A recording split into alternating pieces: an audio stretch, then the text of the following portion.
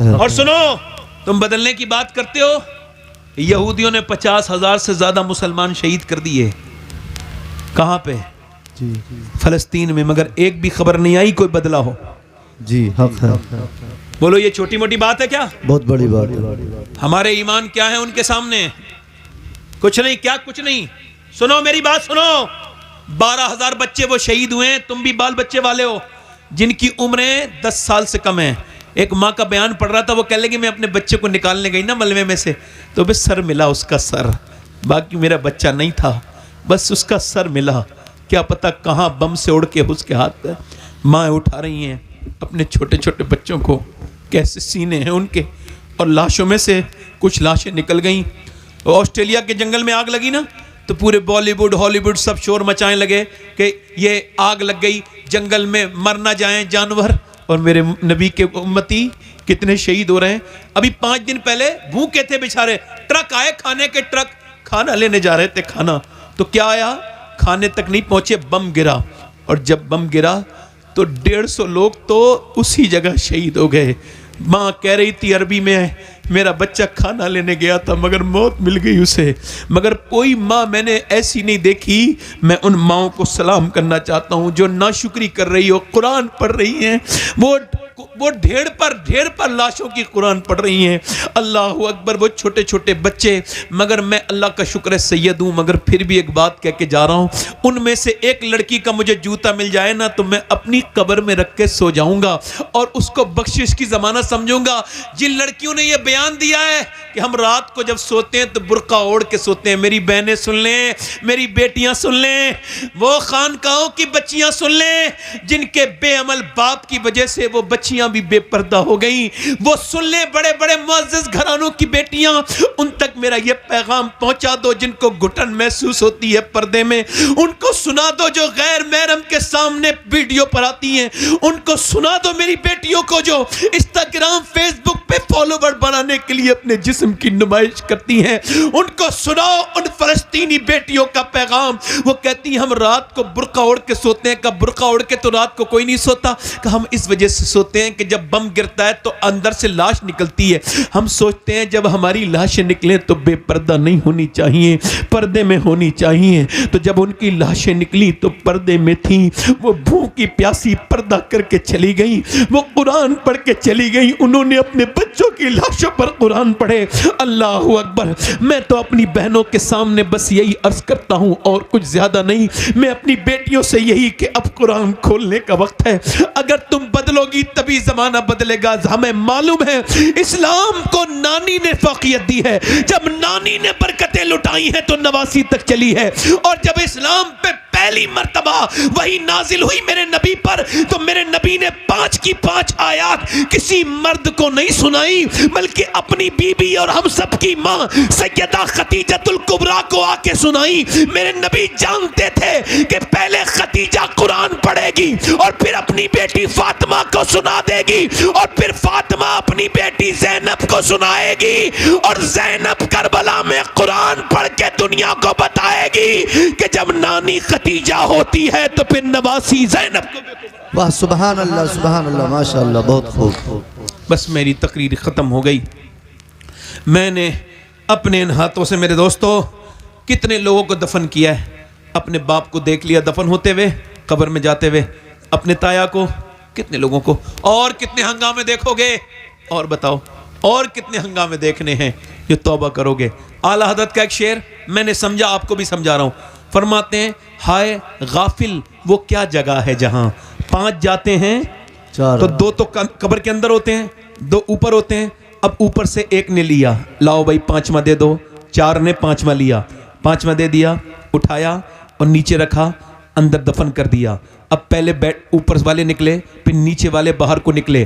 اب اعلیٰ فرماتے ہیں ہائے غافل وہ کیا جگہ ہے جہاں 5 جاتے ہیں 4 پھرتے ہیں. 5 گئے تھے قبر کے اندر، واپس کتنے آئے ہیں 4. تو کیا سمجھتے ہو تم واپس ایسے آتے رہو گے؟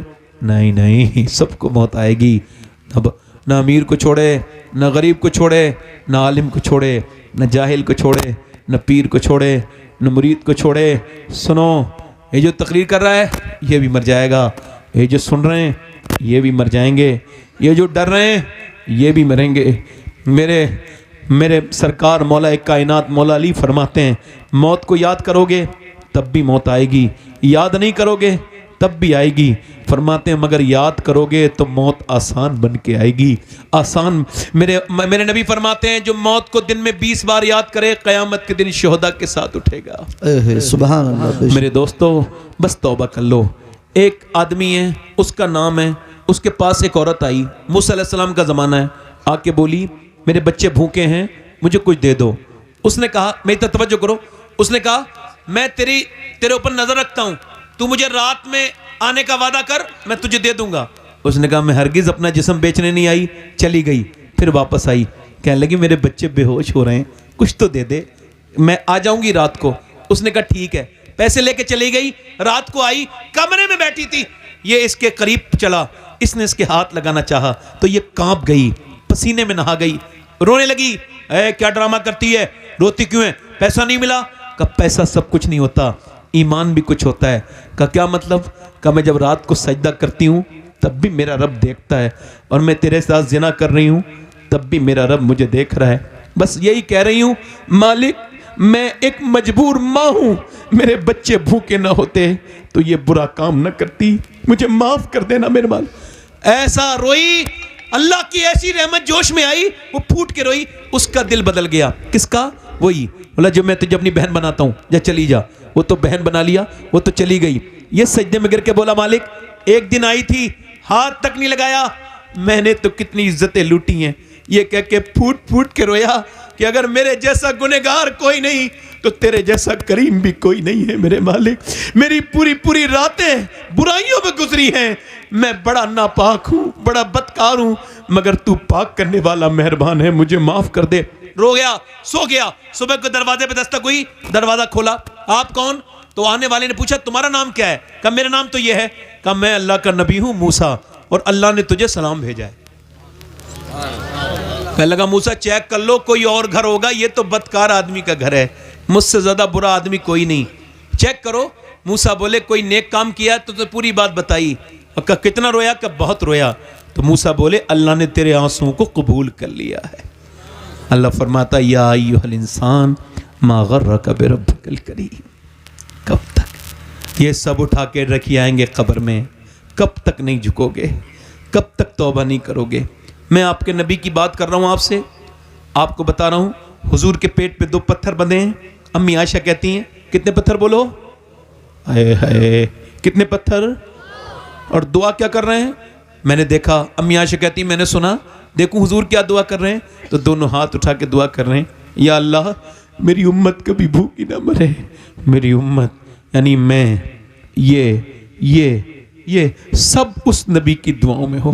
عزیز علیہ ما عنتم حریص کی تفسیر میں مفتی احمد یار خان نعیمی کہتے ہیں اتنا پیار کرتے ہیں حضور اپنی امت سے کہ کوئی امتی گناہ کرتا ہے تو حضور کو تکلیف ہوتی ہے, جب کوئی نیکی کرتا ہے تو نبی کو خوشی ہوتی ہے. اعلیٰ حضرت فرماتے ہیں آج بھی حضور اپنے مزار میں امتی کے لیے دعا کر رہے ہیں, اور کل قیامت کے دن بھی حضور ہی ہوں گے. قیامت تو بعد میں آئے گی, ہم قبر میں جائیں گے, میرے نبی تنہا نہیں چھوڑیں گے حضور قبر کے اندر. تو ذرا بتاؤ حضور کے نام پہ جان دے دو گے؟ دونوں ہاتھ رکھ کے بتاؤ, نیچے ہاتھ کر لو, جان دے دو گے حضور کے نام پہ انشاءاللہ؟ ایک دوسرے کی طرف نہ دیکھنا, مسکرانا نہیں, ایک دوسرے کی طرف نہ دیکھنا. جو جان دے سکتا ہے کچھ بھی کر سکتا ہے. اب مسکرانا نہیں, بات میری سماج سے. کتنے لوگ ایسے ہیں جو جان بھی دے دیں گے اور آج سے حضور کے نام پہ پوری داڑھی بھی رکھا لیں گے. اس محفل میں وہ نوجوان کھڑے ہو جائیں, کھڑے ہو جاؤ, کھڑے ہو جاؤ. سوچو سمجھو مت, موت بھی آتی ہے تو سوچ سمجھ کے نہیں آتی. کھڑے ہو جاؤ. جو داڑھی رکھانے والا ہو, جس کے پوری داڑھی رکھانا چاہتا ہو, ادھر آؤ, ادھر آؤ, ادھر آؤ بھائی, ادھر آؤ. آپ نے داڑھی کٹائی تو نہیں, تو بیٹھ جاؤ, بیٹھ جاؤ. آپ کو میں نے کوئی گنتی نہیں, آپ آ جاؤ, آپ بھی آ جاؤ بھائی. 100 شہیدوں کا ثواب ہے ایک سنت پر, ہر نبی کے داڑھی, ہر ولی کے داڑھی. آؤ میرے بھائی محبت سے اٹھو, آؤ آؤ. میں محسن بھائی آپ کو ہر بار دیکھ لیتا ہوں, آپ کیا سمجھتے ہیں میں جانتا نہیں آپ کو. آپ میرے بھائی ہیں, آپ شرمایا نہ کریں. 1 2 3 4 5 ہو گئے. چھٹا کوئی عاشق رسول ہے؟ کوئی چھٹا ہے حضور کی محبت میں غریب نواز کی چھٹی والا؟ اور میرے بھائیوں یہ سب دفن کرنے والے بھی ایسے چھوڑ دیں گے, کوئی کسی کے ساتھ جاتا نہیں. یہ جن کے لیے داڑھی مڈا رہے ہو یہ قبر کے باہر کے لوگ ہیں, اور داڑھی جس کی سنت ہے وہ قبر کے اندر تشریف لائیں گے. ہے کوئی چھٹا عاشق رسول جو سنت رسول کے لیے کھڑا ہو جائے؟ آ جاؤ آپ. ارے دیوانے بیٹھ جاؤ, آپ بیٹھ جاؤ. میں ایک بات بتا رہا ہوں, کبھی آپ کو کوئی مسئلہ پیش ہوا کرے نا, اس کلندر سے دعا کروایا کرو, اس کو کچھ نذرانہ دیا کرو پہلے, پھر اس سے دعا کروایا کرو, اس کی خالی نہیں جائے گی, اس کی حالت بتا رہی ہے. یہ کتنے ہو گئے بھائی؟ 6 ہو گئے, ایک اور آ گیا میرا بھائی. اچھا میں مدینے دیکھو 3 دن کے بعد جا رہا ہوں. کتنے دن کے بعد؟ اور ان کا سلام پیش کروں گا حضور کی بارگاہ میں.